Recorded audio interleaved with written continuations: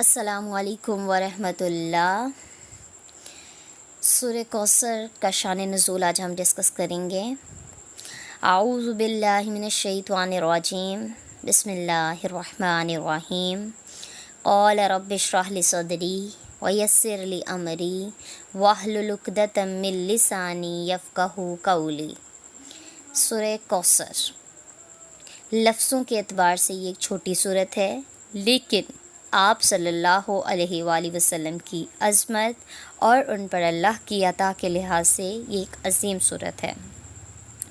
جیسا کہ ہم سب جانتے ہیں کہ اللہ تعالیٰ نے ہمارے پیارے نبی صلی اللہ علیہ وآلہ وسلم کو اولاد نرینہ سے نوازا، لیکن آپ کے بیٹے چھوٹی عمر میں ہی وفات پا گئے۔ یہ صورت اس موقع پہ نازل ہوئی جب آپ صلی اللہ علیہ وسلم کے بیٹے قاسم کی ڈیتھ ہوئی، اور ان کی ڈیتھ کو بھی کچھ ہی عرصہ گزرا تھا تو کفار نے یہ کہنا شروع کر دیا کہ آپ صلی اللہ علیہ وسلم کی نسل ختم ہو چکی ہے، ان کا نام لیوا باقی نہیں رہے گا، ان کا جو تحریک جو اسلام کی تحریکیں چلا رہے تھے یہ مکمل طور پر ختم ہو جائے گی۔ اس وقت ایک کافر تھا جس کا نام تھا عائل بن واس، اس نے آپ صلی اللہ علیہ وسلم کو ابتر کہنا شروع کر دیا تھا،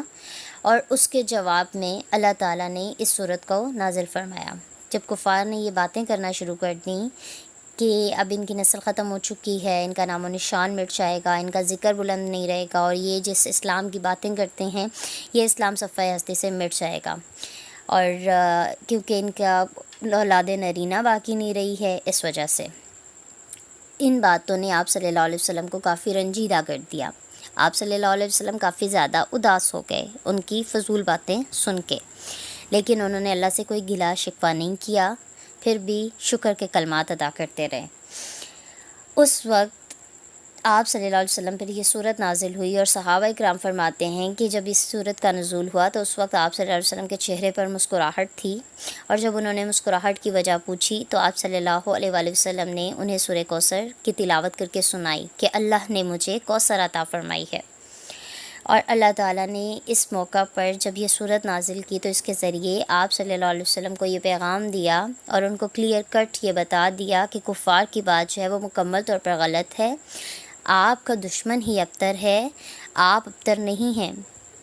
اور جیسا کہ ہم سب جانتے ہیں کہ قیامت تک آپ صلی اللہ علیہ وسلم کا ذکر بلند رہے گا، اور اس وقت اگر آج کے دور میں دیکھیں تو کفار کے جتنے بھی سردار گزرے ہیں، اور وہ شخص جس نے آپ صلی اللہ علیہ وسلم کو ابتر کہا تھا، عائل بن واس، اس کا بھی ذکر کوئی نہیں کرتا، اس کو کوئی نہیں جانتا، لیکن محمد مصطفیٰ صلی اللہ علیہ وآلہ وسلم کو ہر شخص جانتا ہے۔ اس دنیا میں ہر جگہ میں سید زادے نظر آتے ہیں، آپ کی ذات افضل ہے، آپ کی امت افضل ہے، آپ کا ذکر افضل ہے، آپ کا کلام افضل ہے، آپ کی آل میں اللہ تعالیٰ نے اتنی برکت رکھی ہے کہ روز حشر بھی جب تمام نبی اپنی امت کو لے کر آئیں گے تو سب سے زیادہ تعداد آپ صلی اللہ علیہ وسلم کی امت کی ہوگی، اور اس میں کوئی شک نہیں ہے کہ آپ کا ذکر تا قیامت بلند رہے گا، آپ کی اولاد میں کثرت رہے گی، اور آپ کی پیروی کرنے والوں سے دنیا بھر جائے گی۔ اور اس وقت بھی اس دنیا میں محمد مصطفیٰ صلی اللہ علیہ وسلم کے عاشق، آپ کے غلام ہر جگہ پائے جاتے ہیں، اور آپ کے نام لیوا ہر جگہ موجود ہیں، اور یہاں تک دیکھ لیں کہ نماز میں 5 دفعہ اللہ نے آپ کا ذکر اپنے ذکر کے ساتھ شامل فرما دیا۔ اور اس صورت کی سیکنڈ آیت کی طرف اگر ہم دیکھیں، پہلے تو اللہ نے بتا دیا کہ بھئی آپ کو ہم نے دنیا اور آخرت کی تمام بھلائیاں عطا کر دیں، پھر سیکنڈ اللہ نے کہا کہ آپ نماز اور شکر سے اللہ کو راضی کرنے کی کوشش کریں، اور تھرڈلی اللہ نے بتا دیا کہ ابتر آپ کا دشمن ہے، آپ ابتر نہیں ہیں۔ یہ ایک شارٹلی اس صورت کا شان نزول تھا۔ انشاءاللہ آنے والی آیات میں ہم لوگ اس کی ڈیٹیل ڈسکشن کریں گے، اس دعا کے ساتھ کہ اللہ تعالی ہمیں عشق مصطفیٰ سے سرفراز فرمائے، اور ہمیں شب و روز درود و سلام کے تحفے اپنے حضور اکرم صلی اللہ علیہ وآلہ وسلم کی بارگاہ رسالت میں پیش کرنے کی توفیق عطا فرمائے۔ جزاک اللہ خیرا کثیرا۔ اللہ حافظ۔